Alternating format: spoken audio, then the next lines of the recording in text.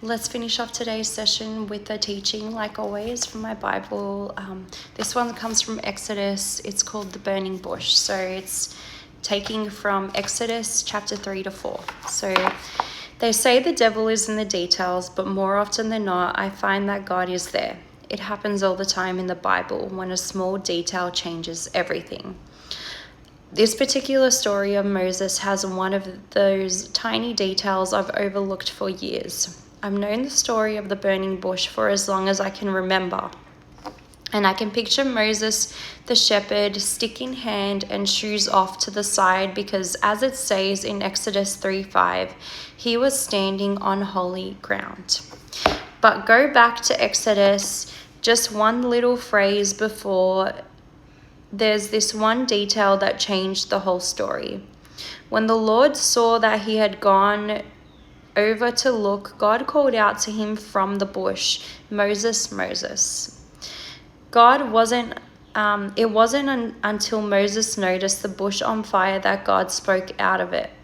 God wasn't calling him like you call kids in the playground. The bush wasn't yelling out Moses' name like he was the next contestant on a game show. It was when Moses noticed, when he went over to look, that God spoke to him. Look around you. What are the little moments, the details, the thing God is waiting for you to notice? There's this lake I walk around often. I walk the same path every time, the one that starts on the right and loops around the lake. About halfway through, there's a little sign with an arrow pointing to another path. Garnier Ridge. I've seen it lots of times, but I've always just kept on walking, even though it caught my eye each time I passed it. One Saturday, I finally quit ignoring that little nudge and turned up the path.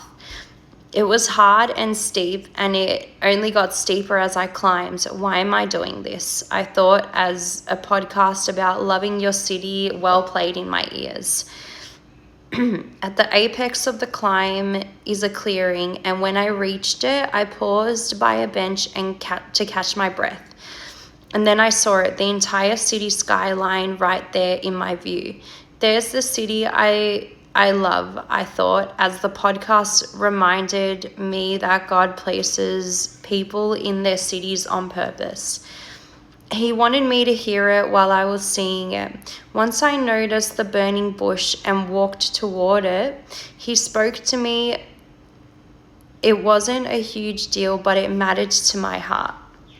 Today, God uses his word to speak to us, but he uses all sorts of things to get our attention and draw us deeper into his truth. What is the thing God is using to get your attention? I bet it's different from the thing he uses to grab mine, but that's okay because it's meant for you, not me. Turn, notice, listen. God is not silent. I hope that this was really encouraging for someone today, and may God bless you all.